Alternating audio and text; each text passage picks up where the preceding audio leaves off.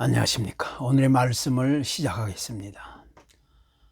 미국의 한 심장병 학회에서 논문을 발표했는데, 마음이 평온한 사람과 쉽게 화를 내는 사람을 각각 비교했을 때, 화를 쉽게 내고 또 상대방에 대하여 증오심을 품는 사람들에게는 이 동맥 질환이나 이런 질병들이 많이 발생한다는 것입니다.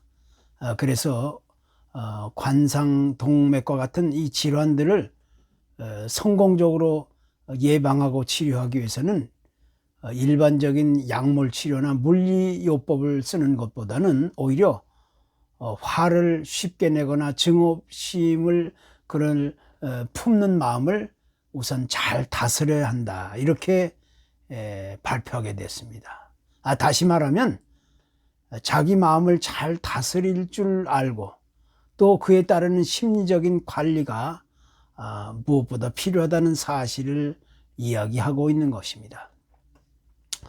또 스코틀랜드의 보건관리자 이 데리 콕스 박사라는 분은 그 영국의 BBC 방송에 나와서 행복한 사람은 그렇지 않은 사람보다 신체적인 질병에 걸릴 확률이 훨씬 낮다, 이렇게 말합니다.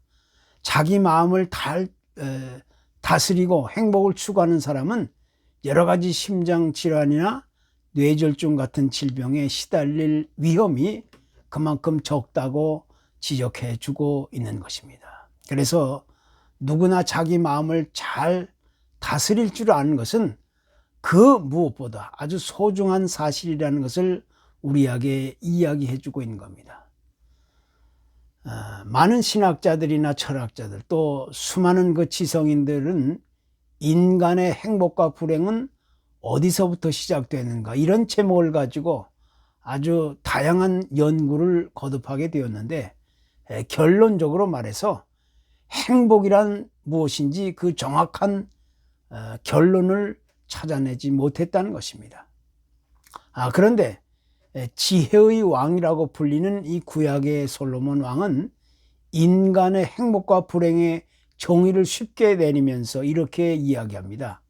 아들아, 만일 내 마음이 지혜로우면 나 곧 내 마음이 즐겁겠고, 만일 내 입술이 정직을 말하면 내 속이 유쾌하리라. 이 잠언 28장 15절에서 그렇게 가르쳐 주고 있는 겁니다. 또 마음의 즐거움은 양약이라고 심령의 근심을 뼈를 마르게 한다, 이렇게 교훈하고 있습니다. 조금 더 쉽게 이야기해서 우리가 세상을 살아가면서 마음이 불만으로 가득 차게 된다면 그것이 곧 불행이고, 또 불평과 불만이 지나치면 우리 인간은 결국 절망과 죽음으로 더 빨리 다가서게 된다는 겁니다. 그래서 성경은 언제나 마음이 지혜롭고 즐겁고 또 정직해야 할 것을 우리에게 가르쳐 주고 있는 겁니다.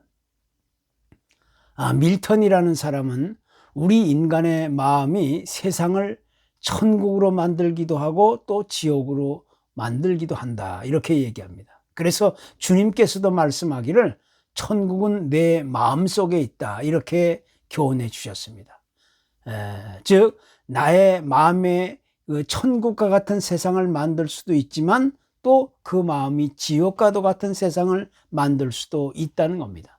그래서 우리가 어떤 마음의 자세와 태도를 가지고 세상을 살아가느냐에 따라서 우리의 인간과 세상은 그만큼 변하게 된다는 겁니다. 진실되고 올바른 사람이 거짓되고 위장된 모습으로 세상을 살아가게 되면 바로 그런 사람이 세상을 지옥으로 만들게 되는 것이고, 또 그에 반해 마음속으로부터 항상 사랑과 감사와 평화와 용서와 희망을 외치고 노력하며 살아가는 사람은 세상을 천국으로 만들어가게 된다는 겁니다. 그래서 우리 인간의 진정한 평화와 아름다운 이 풍요로운 삶의 시작은 곧 지혜로운 마음으로부터 시작된다는 사실을 우리가 다시 강조하지 않을 수가 없는 겁니다. 세상을 살아가는 많은 사람들 가운데는 각자 자신의 인생의 수를 올바로 계산하지 못하고 그냥 무덤덤하게 무지한 채로 세상을 살아가게 된다는 것이 있습니다. 말이 있습니다. 그런 사람들은 봄이 오거나 또 여름이 오고 또 가을이 오고 겨울이 찾아오는 것은 그냥 자연적으로 자동적으로 누구에게나 찾아오는 것이기 때문에 아무런 의무를 두지 않고 살아갑니다. 그리고 또 더 나아가서 그런 사람들은 인생의 봄이라든가 여름과 같은 시기를 보내면서 자기는 결코 쓸쓸한 가을이나 차가운 겨울이 다가오지 않을 것처럼 생각하고 살아갑니다. 그러다가 어느 날 갑자기 낙엽이 떨어지고 차가운 인생의 겨울이 다가오게 되면 언제 이런 날이 다가왔는지 때늦은 후회를 하며 갑자기 불안해지고 당혹해지게 되는 겁니다. 구약의 모세는 노년이 되었을 때 이제 120년이라는 적지 않은 자신의 인생을 돌아보면서 이런 신앙적 고백을 하게 됐습니다. 우리의 연수가 70이요 80이라도 그 연수의 자랑은 수고와 슬픔뿐이요 신속히 가니 우리가 날아가나이다. 우리에게 우리 날 계수함을 가르치사 지혜로운 마음을 얻게 하소서, 이런 기도를 하게 되었습니다. 그래서 우리 인간은 누구나 시간과 세월이 지나갈수록 자기 인생을 올바로 돌아볼 수 있는 성숙한 사람으로 거듭날 수 있어야 되는 겁니다. 그리고 영원한 하나님의 나라를 믿음으로 바라보고 소망하고 기대하면서 지혜로운 마음 얻기를 그렇게 우리가 소원해야 하는 겁니다. 그것이 하나님 앞에서 철이 들어가는 온전한 하나님의 백성의 모습입니다. 구약의 히브리 사람들에게 있어서 이 마음이라는 것은 곧 감정의 자리이면서 동시에 이성의 자리다, 이렇게 믿었습니다.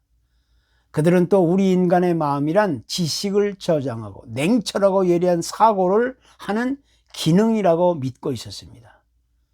영어의 이 마인드라는 것이 바로 여기에 속하는 단어입니다.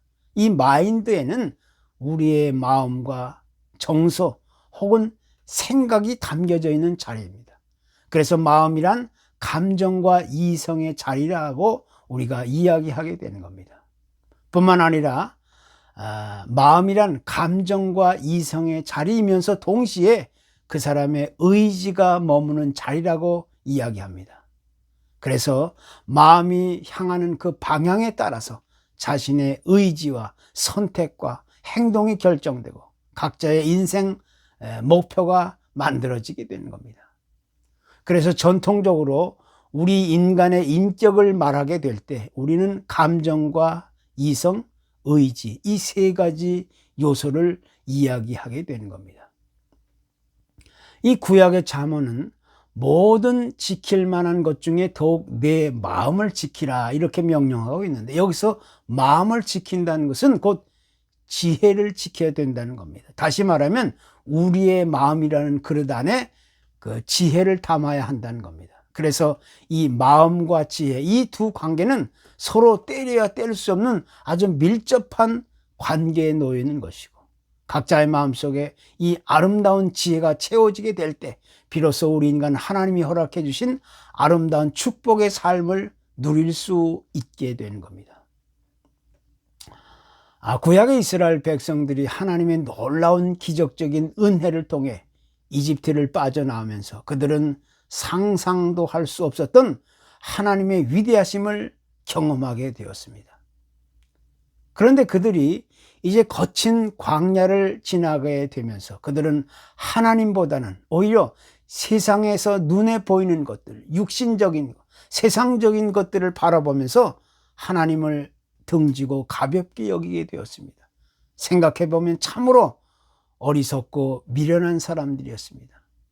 거기서 더 나아가서 그들은 하나님이 아닌 것들을 의지하고 기대하면서 거기서 즐기며 만족하기만을 구하게 되었습니다. 그래서 그들은 결국 자신들의 실수와 착각과 오해로 인하여 이 고난의 행군을 반복하지 않을 수 없었습니다. 그리고 그들은 스스로 불행한 삶을 선택한 결과 마지막에는 비참한 인생길을 걸어야만 했던 겁니다. 결국 그동안 이스라엘 백성들을 이끌어왔던 모세는 이제 나이 많아 자신의 그 마지막 가는 인생을 앞두고 백성들 앞에서 지혜 있는 인생길을 강조하기에 이르렀던 겁니다. 이스라엘 백성들은 그 누구도 경험해 보지 못한 기적적이고 놀라운 하나님의 은혜를 경험한 주인공들이었지만 안타깝게도 그들 마음속에는 지혜를 담을 그릇이 없었습니다. 그것이 이스라엘 백성들이 지나왔던 광야의 불행한 삶이었고 그들의 불행은 곧 그 같은 잘못된 선택에서부터 비롯되었다는 겁니다. 만약 우리의 인생이 천년 만년 이 세상에서 살아갈 수 있는 그런 운명을 지녔다고 한다면 우리가 세상에서 걱정할 일은 아무것도 없을 것입니다. 어떤 고난과 불행과 또 괴롭고 피곤하고 지치고 쓸쓸한 인생이 몰려온다 할지라도 다시 시작하고 또 다시 시작하고 또 다시 시작하면 아무런 문제가 없는 겁니다. 그러나 우리의 인생은 이 세상 누구에게나 한계가 있기 마련입니다. 시와 때가 되면 언젠가는 하나님 앞에 서는 날이 반드시 오게 되기 때문입니다. 어떤 사람에게는 그날이 아주 멀리 있는 것 같이 느낄 수도 있지만 사실 따지고 보면 그날은 눈 깜짝할 시간에 미처 생각지도 못할 시간에 내가 예상할 수 없었던 시간에 갑자기 나에게 찾아오게 되는 겁니다. 그래서 바로 이와 같은 상황 속에서 지혜로운 사람은 자신의 인생을 올바로 돌아볼 수 있게 되는 겁니다. 자기 인생의 시작과 끝이 어디인지를 헤아려 볼 수 있게 되는 겁니다. 내 인생은 어디서부터 출발한 것이고 또 어디가 끝이 되는지를 올바로 헤아리고 분별하고 깨닫고 계산해 볼 수 있어야 된다는 겁니다. 그것은 아무에게나 되는 것이 결코 아닙니다. 그 마음에 지혜를 담고 살아가는 사람만이 가능할 수가 있는 겁니다. 이것이 성경의 교훈입니다. 그래서 성경은 하나님을 경외하는 것이 지혜의 근본이다 이렇게 우리에게 명령해 주고 있는 겁니다. 세상의 지식이 우리를 지혜롭게 하는 것이 아닙니다.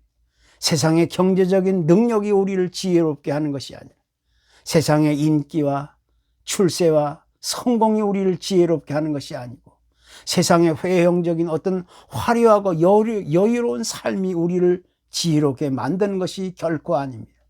우리가 세상에서 가장 아름답고 지혜로운 삶을 누릴 수 있는 유일한 비결은 바로 하나님을 올바로 믿고 섬기는 일에서부터 시작되는 겁니다. 그것이 없이는 그 누구도 아름다운 지혜의 삶을 꿈꿀 수가 없는 겁니다. 그것이 우리 인생의 가장 우선순위가 되어야 하는 겁니다. 구약의 솔로몬 왕이 지혜의 왕이 될 수 있었던 근본적인 이유는 어디에 있는 것입니까? 그것은 바로 자신의 인생을 깨달아 알고 하나님 앞에 겸손했다는 사실에서부터 출발한 겁니다. 솔로몬이 왕이 되었을 때 자신은 하나님 앞에서 작은 아이라는 사실을 고백하고 하나님께 지혜를 구하게 되었던 겁니다. 그 누구도 감히 넘볼 수 없는 이 막강한 권력을 가지고 있는 이 왕의 자리에 앉아 있었지만 그는 하나님 앞에서 자신을 종이라고 칭하면서 작은 아이라고 이야기합니다.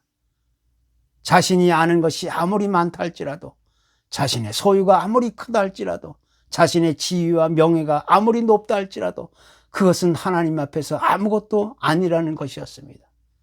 모든 것을 다 아시고 올바로 판단하시고 모든 것을 훤히 다 들여다보실 수 있는 하나님의 마음과 그 지혜를 구했던 것입니다. 만약 솔로몬 왕이 하나님께 기도하면서 그 누구도 흉내낼 수 없는 세상의 부귀 영화를 구하고 건강한 삶으로 장수하기를 바라고 오래오래 행복하기만을 소원했다면 아마 솔로몬 왕은 그저 단순하게 지나가는 역사의 한 사람이 되었을 뿐입니다. 그러나 그는 세상에서 그 무엇보다 하나님의 마음을 구하고 그 지혜를 구할 수 있었기 때문에 하나님이 기뻐하시고 인정하실 수 있는 지혜의 왕이 될 수 있었던 것입니다.